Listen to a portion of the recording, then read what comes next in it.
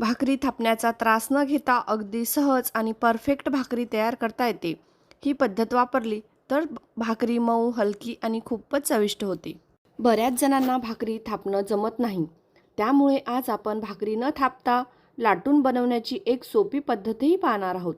त्याचबरोबर काही महत्त्वाच्या टिप्सही जाणून घेणार आहोत, ज्यामुळे तुम्ही पहिल्यांदाच भाकरी बनवत असाल तरीसुद्धा तुमच्या भाकऱ्या अगदी मऊ, लुसलुशीत आणि छान फुगलेल्या तयार होतील. भाकरी बनवताना पाण्याचं योग्य प्रमाण किती असावं, तसेच कोणत्या गोष्टीची काळजी घ्यावी याबद्दलही आपण जाणून घेणार आहोत, ज्यामुळे सकाळी केलेली भाकरी संध्याकाळपर्यंत मऊ आणि लुसलुशीत राहील. प्रत्येक भाकरी अशी टम्म फुग्यासारखी फुगावी यासाठी आज आपण एक सोपी आणि उपयोगी ट्रिक पाहणार आहोत. या ट्रिकमुळे तुमची प्रत्येक भाकरी सुंदरपणे फुगेल आणि दिसायलाही खूप छान दिसेल. आज आपण ही भाकरी उकड न घेता आणि न थापता बनवणार आहोत. त्यामुळे जास्त वेळ लागत नाही आणि अगदी कमी वेळातच मऊ लुसलुशीत भाकरी तयार होते. नमस्कार, मी रसिका. रस्सूची रसोईमध्ये तुमचं सगळ्यांचं मनापासून स्वागत. तर सर्वप्रथम आपण भाकरीसाठी लागणारं पाण्याचं प्रमाण पाहूया. इथे एक स्टीलची पातेली घेतली आहे. यामध्ये 2 वाटी पाणी घातलं आहे. किचनमधील कोणताही भांडं तुम्ही मोजमापासाठी वापरू शकता. आता ही पातेली गॅसवर ठेवायची आहे आणि पाण्याला खळखळून उकळी काढून घ्यायची आहे.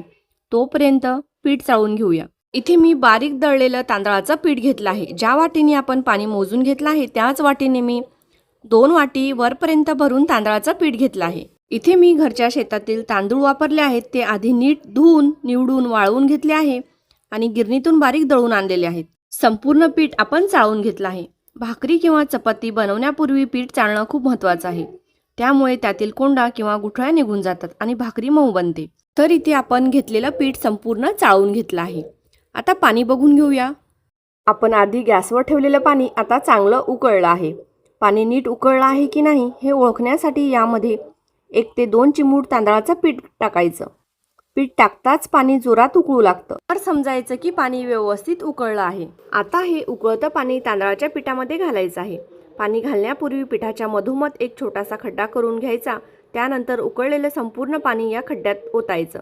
मग एका चमच्याच्या साहाय्याने पाणी आणि पीठ व्यवस्थित एकजीव करून घ्यायचं आहे. कोणतीही भाकरी बनवताना पाण्याचं प्रमाण योग्य असणं खूप महत्त्वाचं आहे.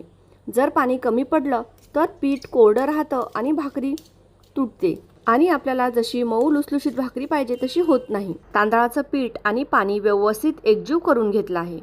आता यावर झाकण ठेवायचं. झाकण असं ठेवायचं की आतली वाफ बाहेर जाऊ नये. त्यामुळे पीठ मऊ आणि चांगलं सेट होतं. यासाठी खालील भांडंही असंच घ्यावं ज्यावर झाकण व्यवस्थित बसलं पाहिजे, म्हणजे वाफ पूर्णपणे आतच राहील. आता 10 मिनिटांनंतर आपण झाकण उघडत आहोत. तुम्ही पाहू शकता झाकणावर वाफेमुळे पाण्याचे थेंब जमा झाले आहेत. यावरून समजलं की पीठ छान मऊ होऊन व्यवस्थित सेट झालं आहे. 10 मिनिटांनंतर आपण पीठ मळायला घेतोय. तरीही पीठ कोमटच आहे. पीठ मळताना हाताला चटका लागू नये म्हणून हाताला थोडं थंड पाणी लावून मग पीठ मळायला सुरुवात करायची आहे. पाणी न लावता पीठ मळलं तर ते मऊसूत होत नाही आणि हातालाही त्रास होऊ शकतो. म्हणून मध्ये मध्ये थोडं थोडं पाणी हाताला लावत पीठ छान मऊसूत मळून घ्यायचं. यामुळे पीठ हाताला चिटकत नाही आणि एकसारखं मऊ पीठ तयार होतं. साधारण 3 ते 4 मिनिटं तरी पीठ चांगलं मळून घ्यायचं. जितकं पीठ नीट मळाल तितकी भाकरी अधिक मऊ आणि लुसलुशीत तयार होते. बघा, इथे मी अगदी मऊसूत पीठ मळून घेतलं आहे. आता या पिठाचे तुम्हाला ज्या आकाराच्या भाकऱ्या बनवायच्या आहेत त्यानुसार उंडे तयार करून घ्या. उंडा हातावर घेतल्यानंतर तो पुन्हा एकदा नीट हातावर चोळून घ्यायचा. त्यामुळे पिठाचा गोळा अजून मऊ, गुळगुळीत आणि एकसारखा तयार होतो. याच पद्धतीने उरलेल्या पिठाचेही आपण सगळे उंडे बनवून घेऊया. प्रत्येक उंडा समान आकाराचा ठेवायचा, म्हणजे पुढे भाकरी करताना सगळ्या भाकऱ्या एकसारख्या तयार होतात. इथे आपण सगळ्या पिठाचे उंडे बनवून घेतले आहेत. आता एक एक उंडा घ्यायचा आहे आणि भाकरी लाटून घ्यायची आहे. सुरुवातीला उंडा कोरड्या तांदळाच्या पिठात हलकासा घोळवून घ्यायचा.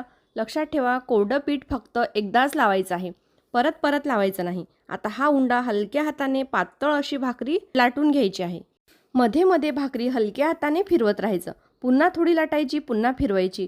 असं केल्याने भाकरी आपोआप छान गोल आणि एकसमान तयार होते.